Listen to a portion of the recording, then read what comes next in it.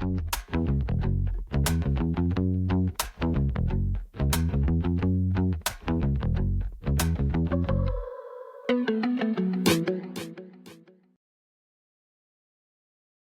my name is David Owles, and I'm your co-host for Mississippi Happenings. Joining me each week is my friend and co-host, Jim Newman. Jim, how are you? Fine. It's a wonderful day in the neighborhood. Yes, it is. As you know, most of you know, we focus a lot of attention on public education, health care, our prison system, the Department of Corrections, voting rights, and Mississippi taxes. We are especially pleased to have with us one of our members of the House of Representatives, Representative Justus Gibbs. He serves as member of the House of Representatives for the 72nd District, and he has recently acquired this position in 2024. He is also a graduate of the Harvard University and the Mississippi School of Law.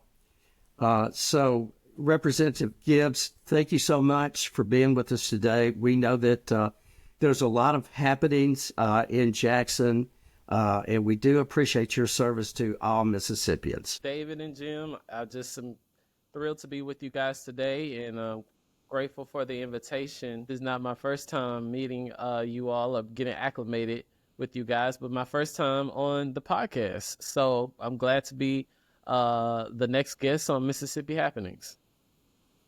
We're glad to have you. Yes. Taxes seem to be every year a fight over who's going to get taxed, how much they're going to get taxed, what's going to get taxed. I don't know what I'm leaving out, but I'm sure there's a couple of other adjectives that I've left out. But the one thing that keeps coming back to me is that the state of Kansas abolished their taxes and went bankrupt. And the following year had to reinstate a tax system to be able to fund their government. And it makes me wonder how much thought is really going into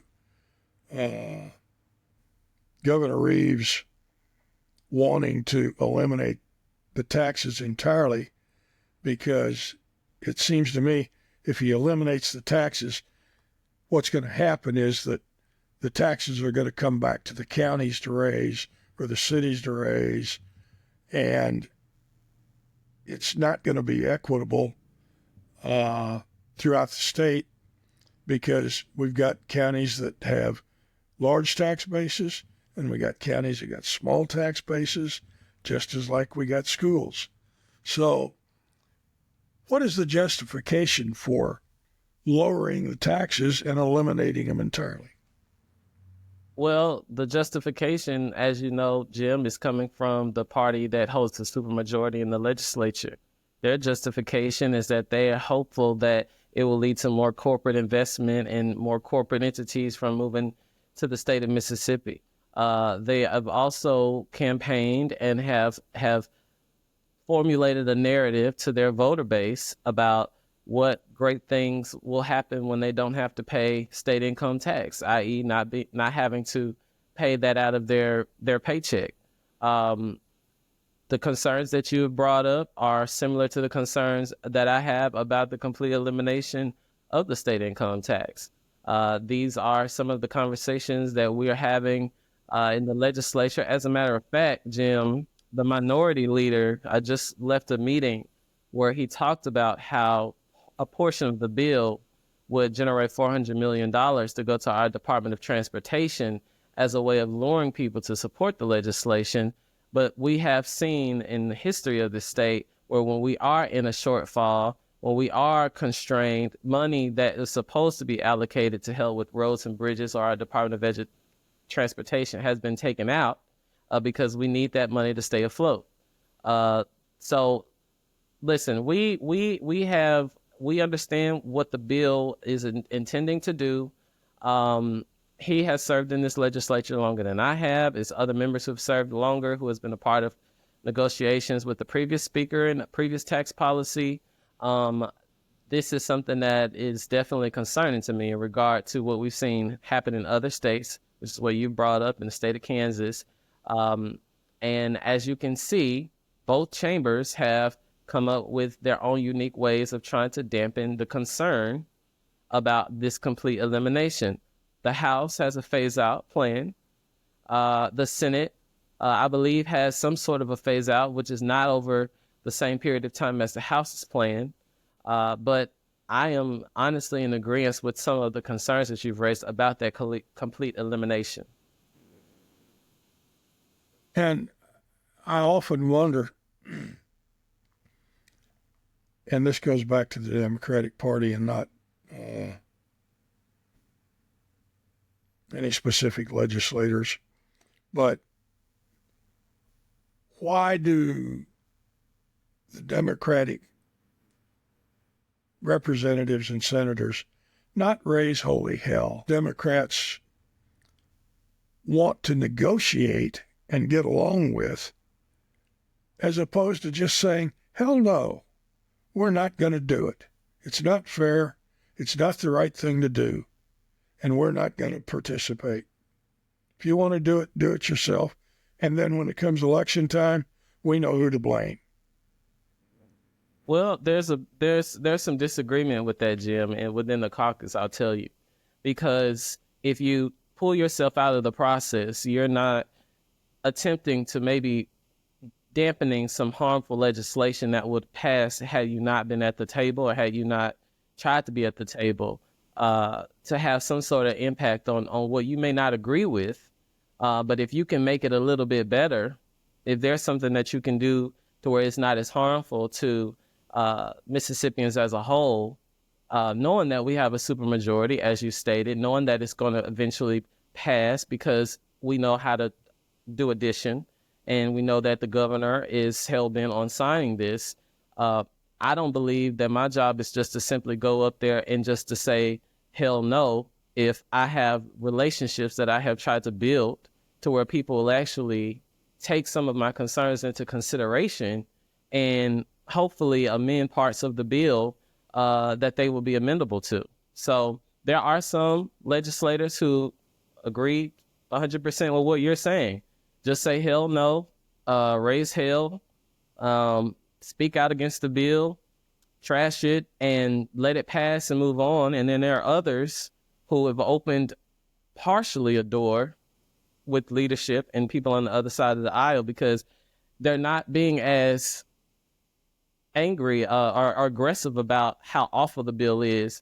And that has provided a small opening for them to be able to, for the majority to consider some of the concerns that they have. It seems like what you're kind of having to do is pick your fights, and you have to really go, off on this one. No, we're not going to do it. But also you, as a negotiator, and I feel like that's basically what you and all representatives are and senators are. You're negotiators, and you're trying to get the best deal for all Mississippians. We do know that Governor Reeves, he really is not happy with the Senate state income tax plan, and he's a little bit more receptive to the House plan. Can you tell us what's the big difference between the Senate plan and your House plan that was passed? Well, first, the House plan would eliminate the income tax entirely over a 10-year period. There will be no income tax. It will result in a $2.2 billion cut to our state's revenue. Mm-hmm. The Senate plan does not go that far. The Senate plan does not completely eliminate it. Governor Reeves wants a complete elimination. One of our main concerns is how is this going to affect our state agencies? How is this going to affect social services in the state? Are we thinking about that right now? Or are we just thinking about getting to the goal line of jumping up and down saying we were able to accomplish one of our major priorities, which is eliminating it entirely? Those are some of the big ticket differences between the legislation. He does not like the Senate plan, but we know that the Senate plan would be less harmful, less damaging to Mississippians, both conservative and Democrats in this state as a whole. And generally, I think he wants to see. He doesn't believe in the negotiating. He wants the entire package of what he envisioned prior to the session passing. Same thing with 1433. Same thing with Inspire, right? Inspire last year was something that he wanted to be passed in its complete form. Well, Inspire was not passed in its complete form. What we have is the Mississippi Student Funding Formula, which is because of the differences that were ironed out in conference between both chambers of government. So his strategy, which he hopes is going to be a successful one for this legislative session, is throw cold water on the Senate's plan and let's run with the House's plan. All right, let's say you do away with all the taxes. Who's going to pay for the services? There you go. I mean, that goes back to my initial point. We can all do addition. So if we don't have the money to fund those social services, then there won't be any social services being adequately funded. What I think that we need to focus more on is putting that in black and white on paper so that legislators who are having questions in regard to it can actually see it written out to understand what would be the percentage of each department that would be weakened because of passing this big piece of legislation. But there are also aspects of the tax bill that people like. There are aspects of the tax bill that people in my community like. So when I go to a homeowners meeting, Jim and David, people are talking about the fact that we promised when we ran for office as Democrats to help the PERS system. They talked about us making sure that we will help public education. Well, there are aspects of this bill that would do that. The local sales tax option that will go from 1.3 to 1.5. It would add almost $45 million in tax revenue for the city of Jackson. Well, one of the main concerns that people have here is every time they call their city tells them, well, we've documented the issues that you want us to come fix, whether it's a pothole or your street, but we don't have the revenue to be able to fix it efficiently and quickly. So there are aspects of the bill that folks in my community, District 72, a very educated community, they do their homework. When I go to a homeowners meeting, they come in with the bill printed out and it's highlighted. And they say, Representative Gibbs, this is your mailer. And your mailer says that you are going to help the PERS system. This bill speaks about how it would invest $100 million on an annual basis into PERS by utilizing the funds from the Mississippi State Lottery system. And we know that the EEF fund, the Education Enhancement Fund, has operated inefficiently. And so maybe this is a better way of trying to fix that problem. So what I'm saying is, as legislators, we have to identify the pieces that are going to be harmful, but we also have to explain to our constituencies, see our constituents, and understand what their true concerns are and make sure that they're heard. My vote on this bill was a present vote, and I stand behind my present vote because of the aspects of that bill that my homeowner presidents and homeowners have brought to my attention. And they're right. But again, these are the strategies that the supermajority will utilize so that they can have better numbers in terms of passage. You brought up two interesting topics. PERS, which is, and correct me if I'm wrong, that's the Public Employees Retirement System. Yes, sir. Okay. Tell us just a little bit about that, and then I think Jim's got a question when we get through that. But tell us a little bit about what's going on with PERS. Yeah, so we're in a long-standing situation now where we're wanting to make sure that PERS can stand on its own, that there's going to be enough money and to be able to afford those who retire and be able to be able to afford retirement. We're having employees that are coming into the system, and the problem is that there's just not enough funding. So we need to find a way of putting a lump sum or a dedicated revenue stream into the PERS system so that the PERS system can stay afloat. This is something that the PERS itself has asked the legislature to do, is to give it a dedicated revenue stream to try to help the system out. And I was thinking that request was falling on deaf ears until actually reading the bill and seeing that this was something that was put into the bill in order to satisfy their request and also satisfy those who have concerns in regard to the entire system being adequately funded. So, and there's many ways of doing that. I want to be very clear about that. We have many ways of how we can help PERS find a dedicated revenue stream from a legislative standpoint. This is just what's on the table currently. I do not believe that that's in the Senate's version of the bill, but it's something that is within the House versions of the bill. And this is, again, another tennis ball that we're juggling throughout the entire process. I can't get to a yes because of what Mr. Newman has stated, which is also a major concern of constituents in my district. What happens when we completely eliminate the state income tax? And what we can't do is say, well, it's going to be, it's going to wean itself off in 10 years. And we always have the opportunity to come back and revise it. Well, how often does that happen? How often does it happen? I mean, if you look at MAEP, if we just take that formula, for example, well, how often did it happen? It happened twice when it was actually fully funded in a way in which the bill stated that it was supposed to be fully funded. So we can't put our trust in this idea that, well, we could just come back to the table, which is why this is so consequential. Doesn't part of that bill allow counties to raise property taxes? The House version or the Senate version? The House version?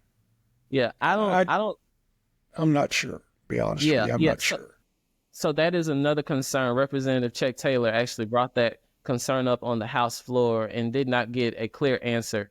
I think that it has the potential of raising property taxes, but when it comes to the obligation that is put on those counties, they're making it clear that this is an opt-in or opt-out in terms of the local sales tax. I don't view it as such. I think that everybody is going to opt in. It's designed to where if you want to have revenue, if you want to have a benefit, you're going to have to opt in. So it doesn't seem to be an option, for me. I think everyone is going to want to opt in regards to that provision of the piece of legislation. And of course, I'm sorry I did not mention the 5% flat tax on retail fuel sales. And that's the stream that will go directly to the Department of Transportation, the $400 million that will be generated from that flat tax. I've been told, and I've done some research on the fact that ours would still be lower than the region that we live in terms of what other neighboring states are charging. But again, one of my concerns is when we get into a situation where we have to dig ourselves out of a hole because of what we're doing over here in regard to the complete elimination, how can we be so sure that we're not going to have sticky fingers, for the lack of a better word, Jim, and pulling money out of pockets that it was originally intended to help people with their roads and their state highways? That gasoline tax, we've had the lowest at 18 cents, and like you said, it's going to go up if this passes by 5 cents.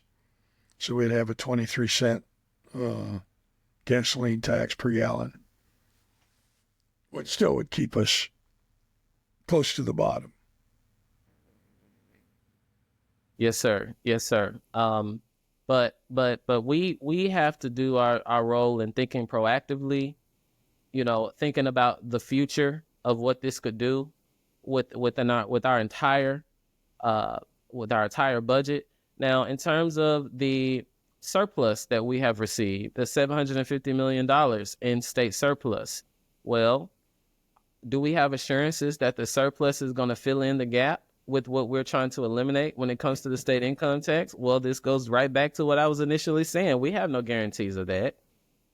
And some of us are battling with this idea that while it's not being clearly stated, we are going to be underfunding our state's most crucial services by voting for something that seems appealing on the front end, but might not be as appealing on the back end.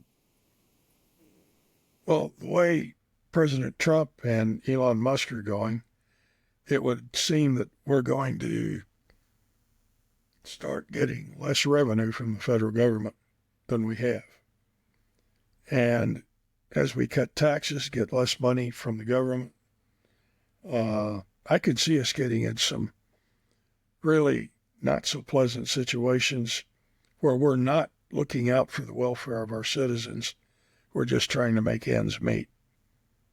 And we're not able to. That's Representative Gibbs, I'm sorry, go ahead. Go ahead, David. I agree. I agree. And I also agree in regards to what we're seeing happening right now on Capitol Hill in regard to the Medicaid cuts. You know, I agree when it came to the debate that happened last year. 1 second, I need to connect my laptop. I don't want to for this to cut out. I apologize, Jim. That's okay. Aaron will take care of it. Everything's got to have a cord these days. Okie dokie. Yeah, All right. Perfect. Okay. I'm sorry. I'm back. No yeah, worries. Because I wonder if if they cut $8 billion, we haven't had Medicaid expansion, so we're probably not going to be hurt as bad as states like Alabama, New York, Texas, that have had Medicaid expansion. But the dollars that come in, the matching dollars that come in for Medicaid, are going to be cut. And I just feel sorry for the people that are on Medicaid, that apparently in Washington, there's no concern about their welfare. So it's going to fall back on the states to look out for its citizens.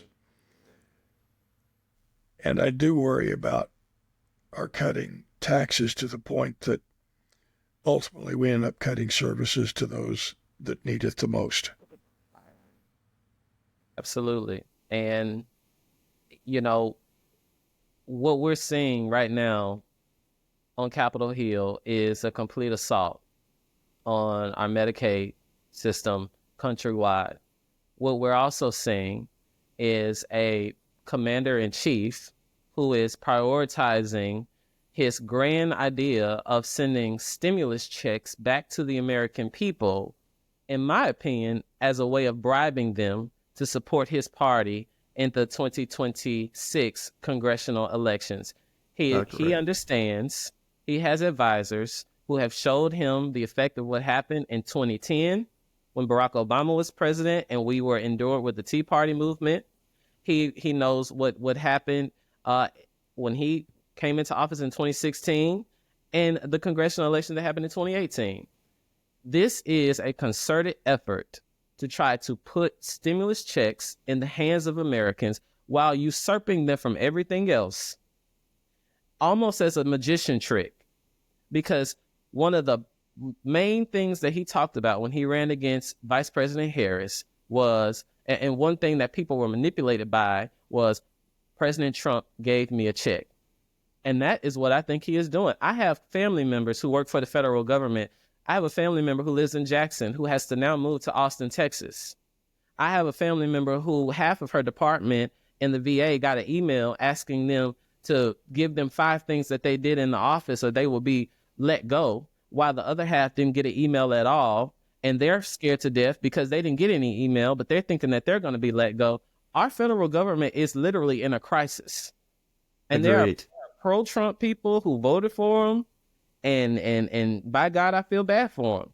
But they put their trust in this man, and a lot of folks' lives have been turned upside down because of what he's doing with Doge.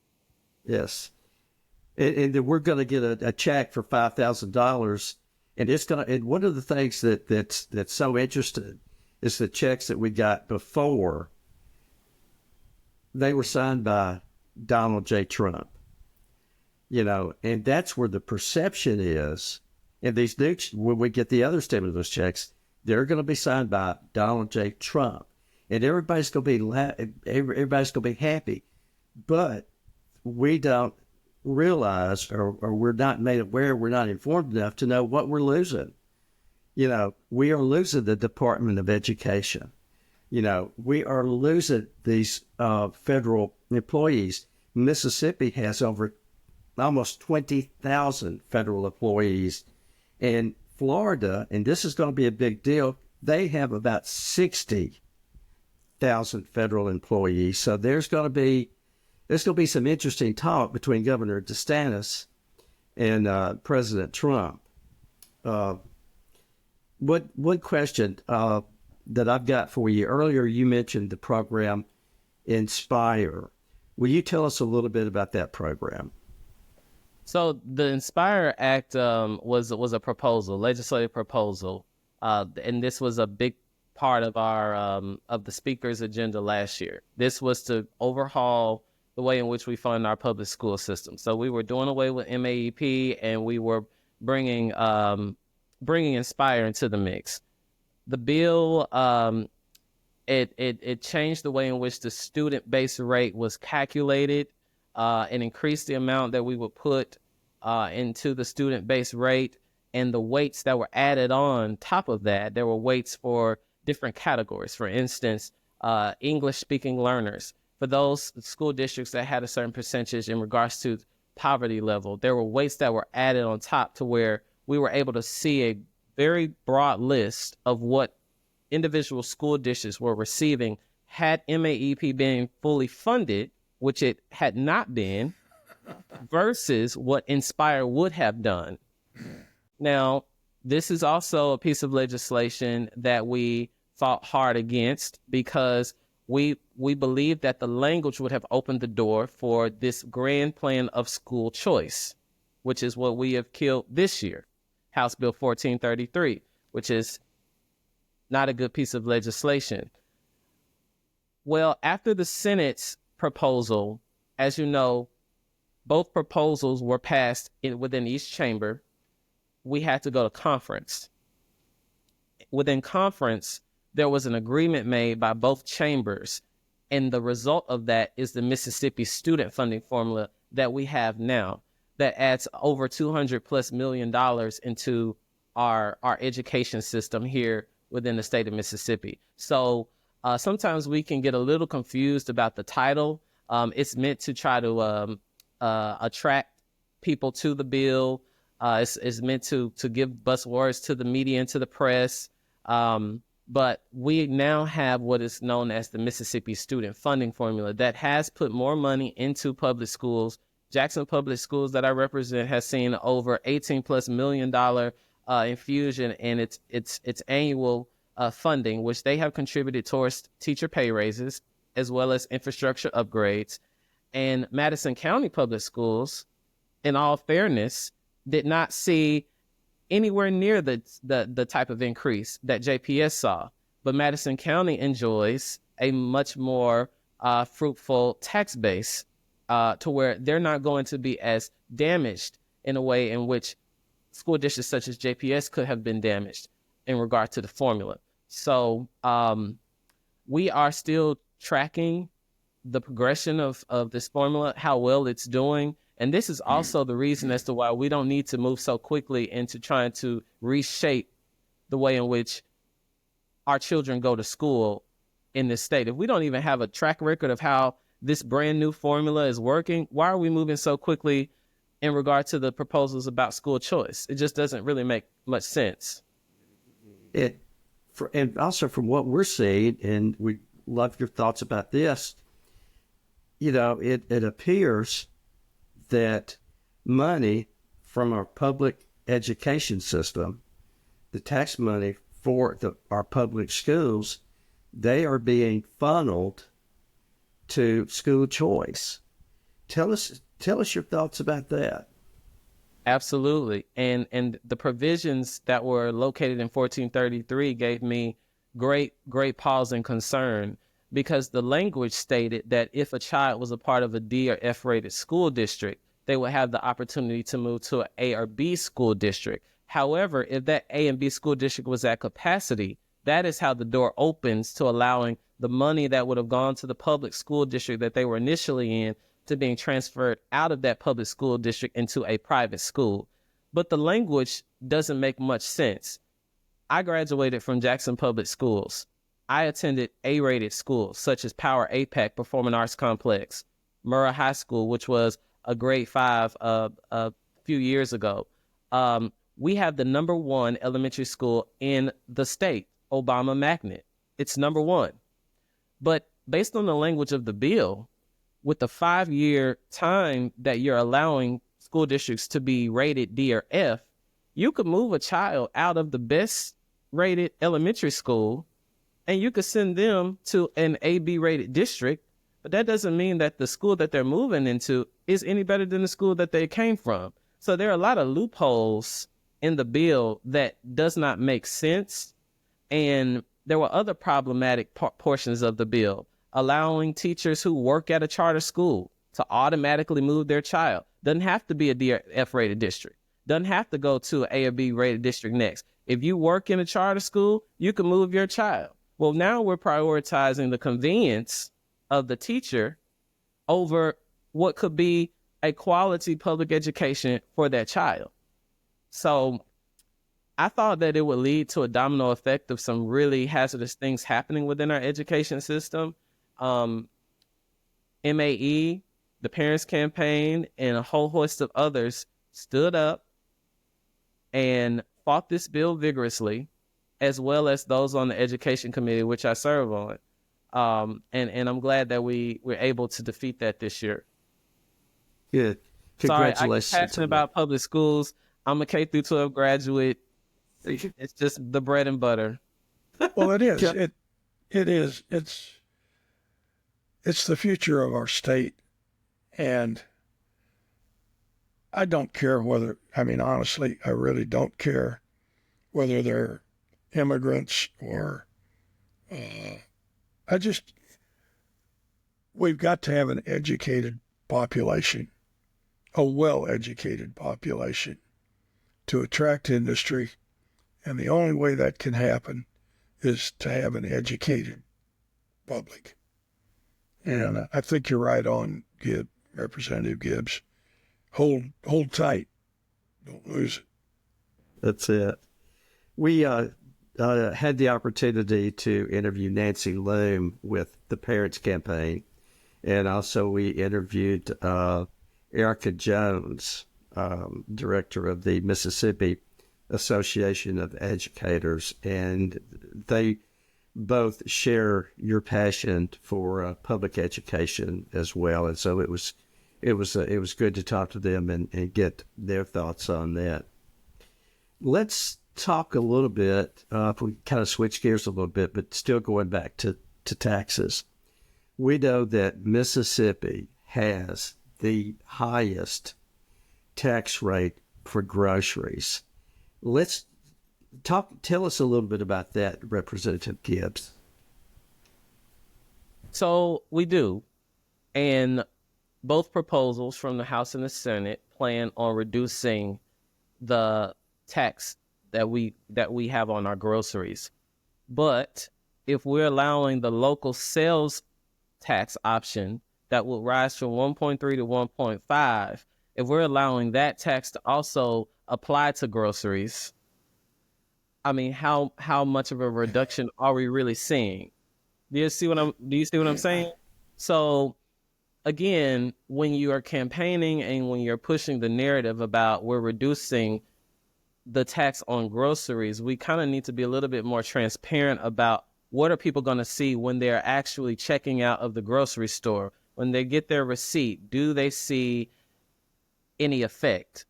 So that is what makes this bill so convoluted, because there are cities, municipalities, who see the fact that this can generate additional funds for their city to spend, and they say, well, this is an attractive piece to it. Well, if that's an attractive piece to it, then we need to be a little bit more honest about the piece regarding the grocery tax. It's almost like you're just shuffling apples into another basket. Gotcha. I like your analogy on that. We're taking it out of one, like you say, taking it out of one basket, put it in the other. But at the same time, we, the taxpayers, are left holding the basket. Right. And there might be, there might be a reduction, but based on the way in which the bill is written, it's not going to be as clear cut as it's being explained. Do you think that Governor Reeves will call a special session regarding the tax proposals? I think it's a possibility. I think the decision in regards to what happens as we move forward, everywhere from who would be selected to conference, everywhere from whether or not the Senate even takes up the bill for debate in committee. There is a possibility, and I've heard some rumblings in the Capitol that he might consider doing that. But this is what's so interesting about the way in which it works. Downtown Jackson, the House plan put their bill out first. Our bill was the only bill for about 2.5 weeks before the Senate rolled out their proposal. And so he might have felt good and felt momentous about that bill, to where now he might be much more hell-bent on calling a special session to get all that he wants, right? He may not have an appetite for compromise. But again, I do have an appetite for compromise. I'm in the minority, and I want the least harmful piece of legislation possible for the citizens of Mississippi. You just you mentioned a word that keeps coming across my mind, and when I look at the candidates running for office in Tupelo, you mentioned you're in the minority. All of the candidates that are running for municipal positions in Tupelo are minorities. How do we go about, as a Democratic Party, attracting some white people to run? We've got white Democrats. We've seen some of them run, come close to getting elected, but not quite making it. But at the local level, it just seems throughout the state that where we have minority districts, everything is minorities, and then there are no whites or no whites running anywhere. You got any idea how we can address that, or what we might do? I know I don't know if there is an answer, but if you got any thoughts, I'd appreciate them. Well, Jim, let me start here. My first thought is that I think part of this has been very deliberate. Take the House of Representatives, for example. Today, we have one white Democrat. That's Bob Evans. We just lost a Democrat who is right to the north of me, Tom Miles, I believe is his name, who was serving due to redistricting. We have lost a handful of white Democrats that served in the House that made the Democratic Party, much more diverse. As you guys know, you all have been very aware of when Democrats were switching to the Republican Party for advantageous reasons throughout the Barber administration. The reason why I say that is deliberate is because, unfortunately, we found that one of the best weapons in order to win or to receive what we want in this state is to use the racial stick. Democratic Party now in the legislature is almost entirely black, while the Republican Party is almost entirely white. And I agree with you, we have to now start moving, we have to start changing that reality to get back to where we see representation from both races. Because I think it can manipulate people in terms of what party they think they need to support, what party they think is going to see them more than how the other party sees them. The Democratic Party, as you all know, I call it the party for working class Mississippians. We care about our middle class, we care about our working class, and we understand the historic, the history of this state and how our history has to shape where we need to go. That is not the story of what the Republican Party is pushing. But when people see who's representing them visually, they see people who look like them, and that can attribute to them wanting to go and vote for those persons. So as you know, one of the things that we're trying to do in the party is we're trying to develop a database of successful folks in communities that people can identify, and people who they know, who they feel comfortable with, and persuading them to run for office. I was just speaking to Michael Bolden, our executive director, on some of the things that we're going to try to push, delivering toolkits to some people that we've identified in some of these areas. There is a representative right now who's a Republican who is serving in a Democratic district. I don't think a lot of people know about that. I'm talking about a D plus 2.1 district. Uh-huh. So had we have people to go out and vote, that individual will be a Democrat. And we're going to see some more of this happening later on this year, because I'm sure you guys know about the recent court decision that is going to redraw the maps that we have in both the House and the Senate. So we got to make sure that we're getting our folks out to vote. But I agree with you. There's much more to be done in order to attract all Mississippians to understand that the Democratic Party is working on behalf of them. And we're not just a party that is only representing Black Mississippians. We represent the entire state. We represent people who often go unrepresented by their own state representatives and senators. That's very true. I think that, and Jim, and hopefully you two will agree with me, is that we feel that it has to start at the local level, meaning we've got to get Democrats to run for alderman, to run for mayor, to run for county positions. And then hopefully we get them out, we get the name recognition, we get them elected, and then we can move them up to the House and to the Senate and do to that. So that's something I know that in DeSoto County, we're working very hard at the local level, with this year being the municipal elections.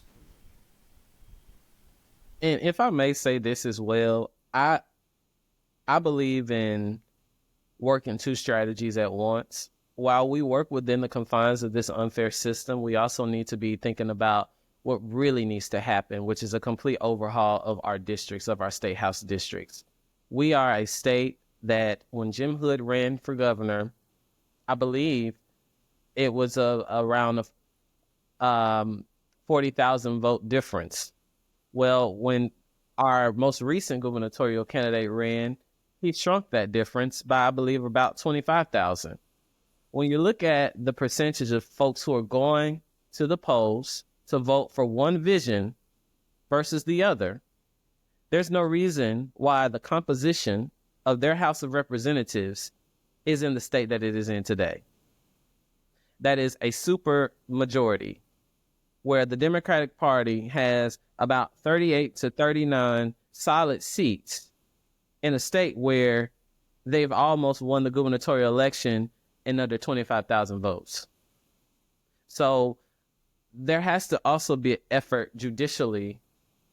And I know that there's some groups, some national groups that's been working in this sphere for a while now. But as long as the House of Representatives and the Mississippi Senate has full and complete control over carving their own state district maps, I believe that we're going to continue to be in this fight. I think we are too, and that's thank you for bringing what that prompted up. the question. And I've always been amazed.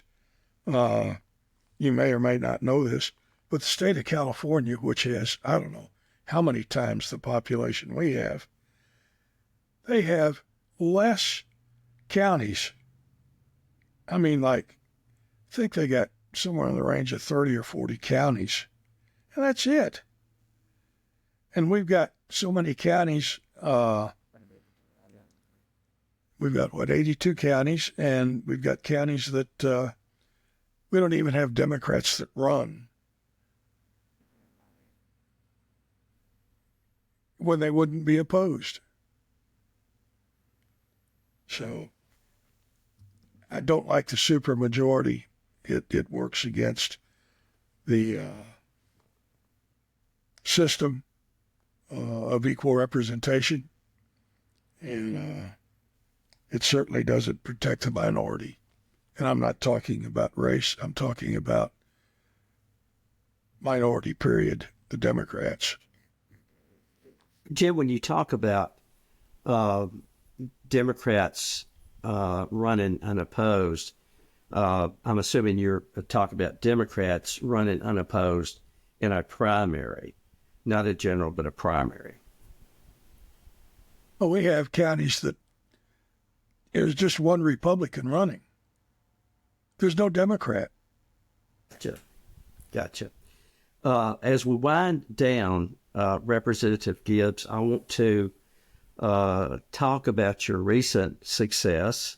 You've had many, but your recent success, and we thank you for it, where you sponsored a bill that would force the Mississippi Department of Corrections to supply protective gear for inmates. Thank you for that legislation, and I'm excited that you were able to get it passed. Will you tell us about that?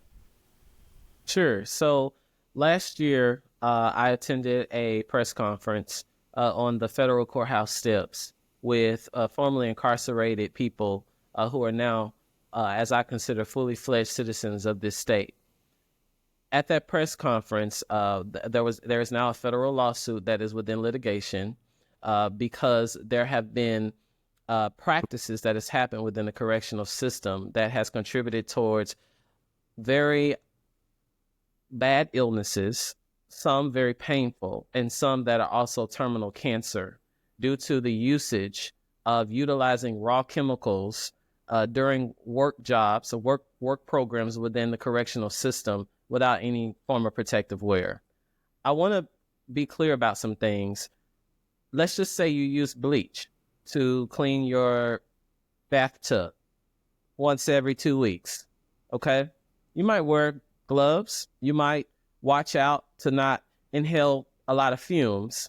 But what if you were using that bleach or any other harmful raw chemicals every single day without any form of protective wear? What if you're now experiencing symptoms that are not being taken seriously when you try to address them with those who work within the system? So there are two prongs here. The first prong is the preventative measure. The preventative measure is forcing, as you stated, the Department of Corrections to provide protective wear. And if they don't want to provide the protective wear, they cannot use the chemicals that are listed in the bill that have contributed towards these sort of illnesses. If they want to go and get organic chemicals that will do the same job, they're able to do that. But this job would force them to provide humane protective wear for those who are on work duty in the correctional facilities. The second prong is taking the health care of these incarcerated persons seriously. Representative Becky Curry, who is the new chairwoman of corrections, I have to applaud her because she is making the effort of going into the correctional facilities and bypassing the wardens, bypassing the employees, and speaking directly to the people themselves. And that is how she has been able to come up with a comprehensive list of the problems that we need to be addressing as we move forward within not only this legislative session, but the next 4 years. So what my bill does is it's going to protect those inmates who are on work duty within the correctional system so that they don't have to go through the anxiety and fear that they are developing illness by simply doing their job. And a lot of these folks have gotten out due to good behavior. Miss Susie Balfour, who couldn't make it to my press conference. We had her attorney fly from out of state. Well, she's undergoing very harsh chemotherapy at this point because she does have terminal cancer as a result of using these chemicals. I met a gentleman who had 2 brain surgeries due to exposure because of him utilizing the same chemicals in the department. So we are speaking up for people who don't have the capacity to speak up for themselves in places like the Mississippi State Capitol, to say this is just one of the many things that we need to do to protect these incarcerated people and to make sure that they're being treated like human beings. Now, will this bill apply? Will this bill also apply to the correctional facilities that are privately owned? Any facility that is under the Department of Corrections.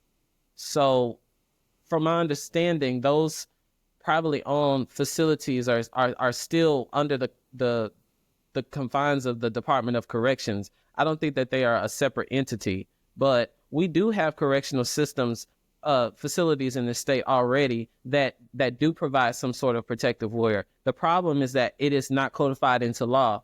We have those correctional facilities that are not doing this practice. So this would make sure that across the board, regardless if you're transferred or regardless of where you are within the state, you will have protective wear. But Jim, that is also something I need to add to my list to make sure that that is not a loophole, that any privately owned facility would also have to abide by this state law. This is a really good step towards the treatment of prisoners. A good friend of mine, Caleb Badillion, writes for the Marshall Project and has been doing a series on the jails in the counties and having public defenders. And it's my understanding that right now, not every county has a public defender, and an attorney may be appointed by a judge. But once he has made his appearance, the attorney no longer has to take care of him. So I really applaud you for this. I think we're working in the right direction towards taking care of people. And just because you happen to be in prison or a prisoner, you're not any less important to God or to mankind. You're just in a different position right now. So thank you. I appreciate that. It's been a collaborative effort.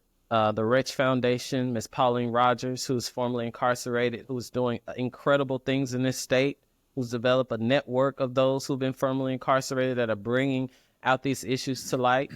I do want to just say, I know we're running out of time, but this is not a one-size-fits-all solution. We also have formerly incarcerated people who have stepped on the floors. If you're cleaning the floor with raw chemicals that are so harsh that some of them stepping their bare foot on the floor has resulted in sores being created underneath their feet, over and over and over again by that constant exposure. So there are other issues that we need to continue to look at to figure out next legislative session how we're going to continue to protect our inmates and really eradicate this public image and this perception that we have created about the state of Mississippi and our correctional facilities. When you have Jay-Z and Rock Nation filing federal lawsuits because of what they are seeing and what they are hearing, I mean, we really, if we're going to be about changing the image of how our state is perceived, which is going to result in more corporations and companies coming here as opposed to a tax cut, then that's how we're going to be moving down the right path. So I just want to say that it's something that I've developed a passion for because I've sat down with these formerly incarcerated people, and they're good people, and they deserve to vote, and they deserve to have they deserve to be a part of this process in Mississippi. Yeah, we had recently talked to Greta Kemp Martin, with Disability Rights Mississippi. Had a great conversation with her. And one of the reports that they talked about within the Mississippi Department of Corrections was inadequate medical staffing, inadequate staffing of correctional officers, inadequate health care, and policies and practices, along with ADA, non-compliant services, procedures, buildings, and utilities. So this is a major issue. We do appreciate you bringing that up. Real quickly, you mentioned voter rights for the incarcerated. But tell us a little bit about that. Who could vote? Do they get an opportunity to vote if they're still incarcerated? How do we, tell us a little bit about that.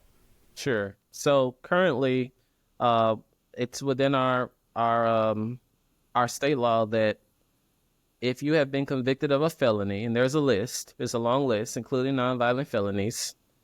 If you've written a bad check, for example, your right to vote has been taken away from you. And it has been taken away from you. The only way in which it can be reinstated is through the process of the office of the governor, or what we do in the legislature, which is through Judiciary B, bringing up the specific name of the Mississippian, advocating on the restoration of their right to vote.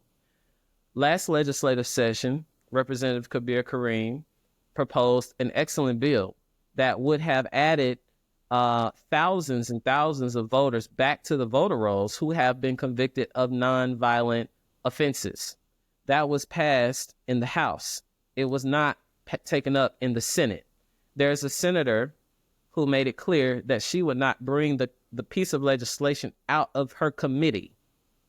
So we're talking about one person stopping the process of a bipartisan bill that was voted on the floor of the House of Representatives.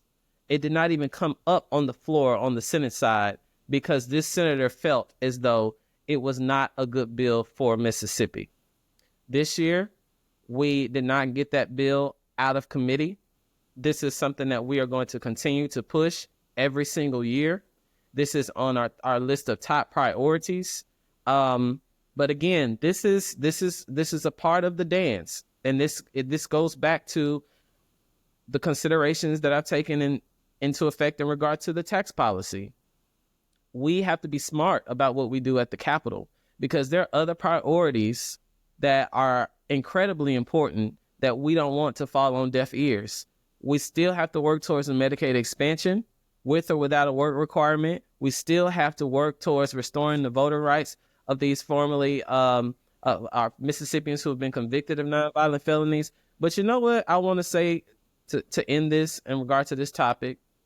One of the true reasons as to why there is so much opposition, it goes back to our conversation about Brandon Presley coming within 25,000 votes to the governor's mansion. So you allow people to get their right to vote back. You have states in, I believe, Michigan and Wisconsin, they're allowed to vote in the prisons.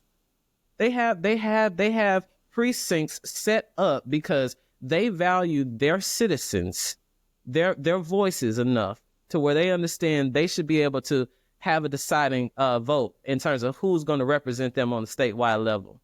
There are underlying reasons as to why these bills die. And that's one of the reasons.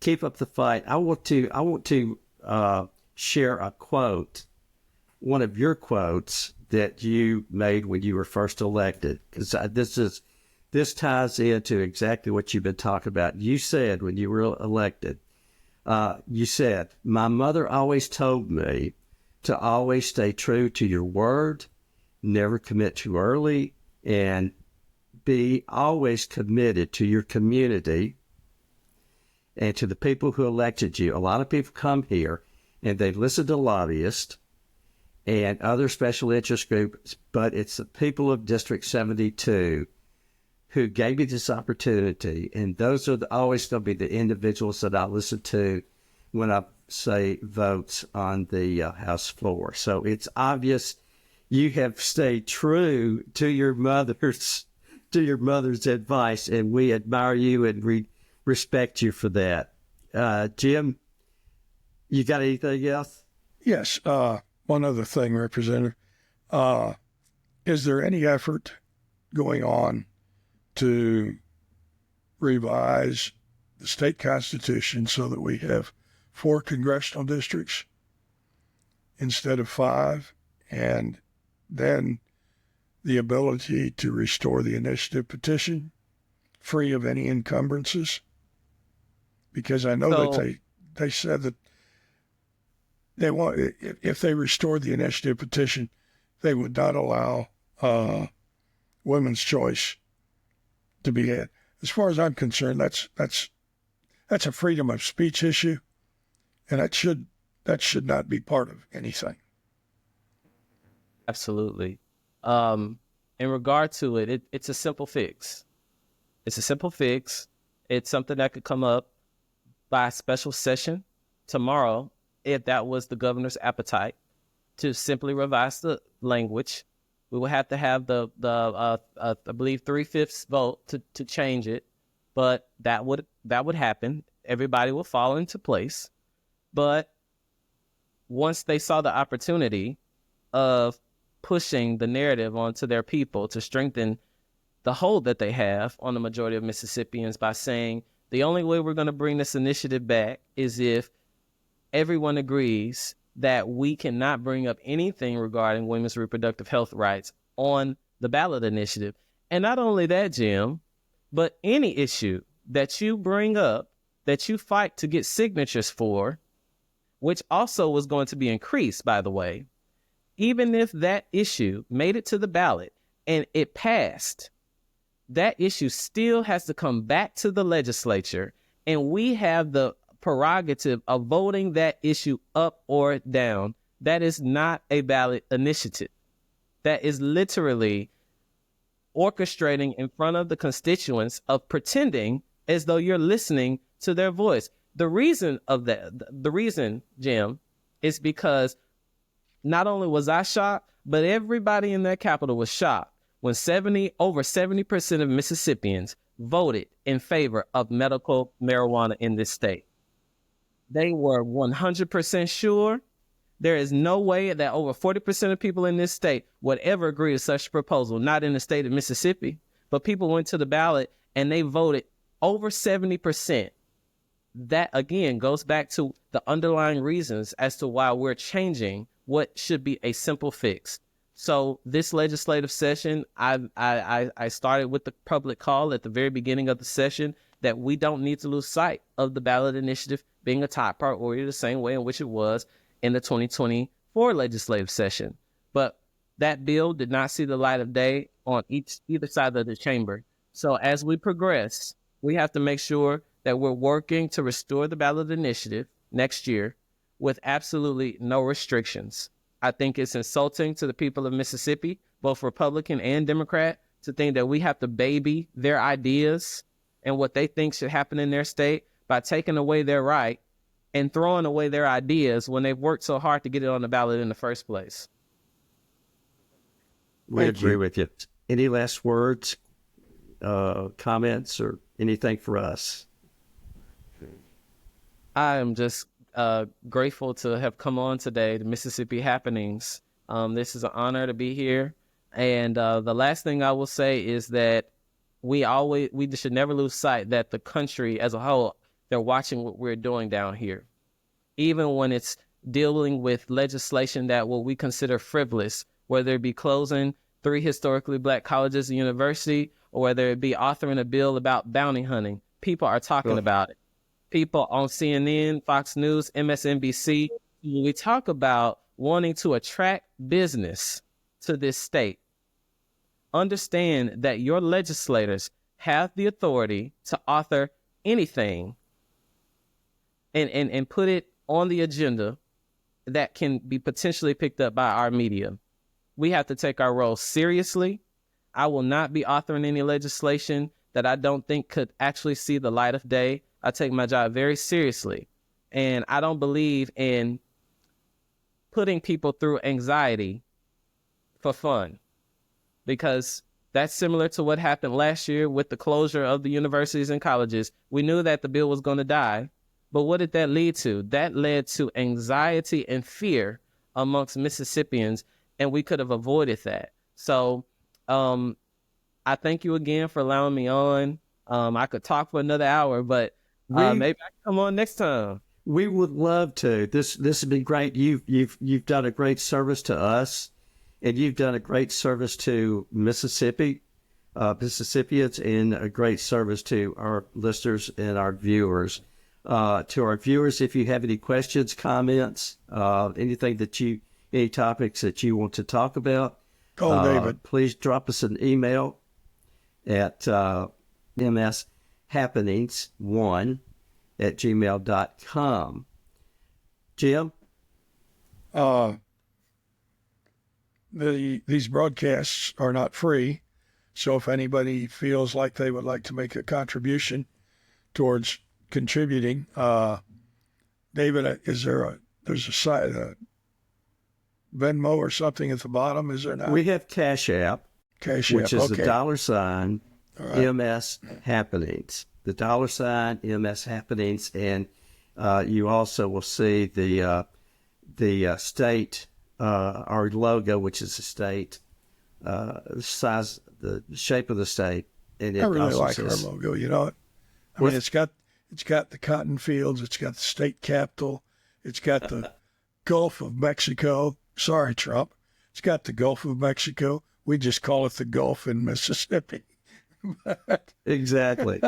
Well, Representative Gibbs, it's been great having you on. We would love to have you back. We thank you for taking your time. We know that you have been busy and you will continue to be busy. And best of luck. And we so much admire you as a person, and we admire and respect you for your passion that you have for Mississippi. As always, may we never be indifferent to the suffering of others.